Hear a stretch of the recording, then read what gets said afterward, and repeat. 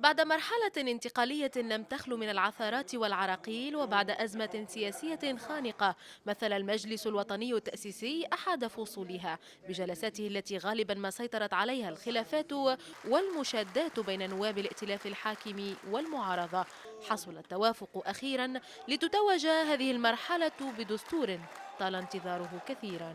لحظة إنجاز حقيقي يحسب لدم الشهيد محمد البراهمي، لشهداء هذا الوطن على مدى العصور السابقة، وسيعبد الطريق لكل المناضلين قادمين من أجل بناء دولة وطنية مدنية مستقلة. الوضع متاع تونس اليوم فيه تهديد حقيقي لمكتسبات الديمقراطية، لأنه حتى يكون عندنا دستور ويكون عندنا مؤسسات دولة قادرة على حماية المضامين الدستورية هذه، فإنه يبقى حبر على ورق. في قراءتنا للمشهد السياسي حبينا نزيلوا كل العراقيل اللي ممكن تخلي الاحتقان في البلاد، ولذلك هذا هو إزالة الاحتقان يتسمى لمصلحة تونس وليس للضغوطات السياسية، وهذا شرف لنا وفخر لنا أن نضحي من أجل تونس.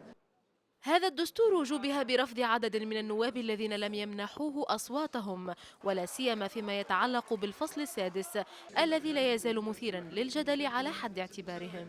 خطورة الفصل السادس هو أنه يمكن أن يتيح لأي ديكتاتور أن يضع أمام كل مسجد مركز شرطة، وأن يفتح محاكم تحقيق بالآلاف للشعب التونسي، حيث أنه فتح الباب من هنا لحرية الضمير ومنع حرية التكفير، ولم يحدد ولم معناها يحجر المساس بالمقدسات. لحظات تاريخية ختم فيها الدستور الجديد للبلاد التونسية، صاحبها الإعلان عن حكومة مهدي جمعة، والتي من المنتظر أن يمنحها المجلس التأسيسي ثقته قريبا.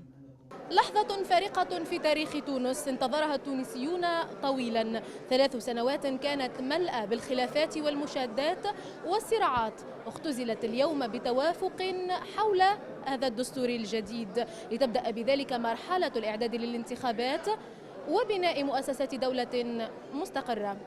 يسرى والناس، قناة الاتجاه، من داخل المجلس الوطني التأسيسي بتونس.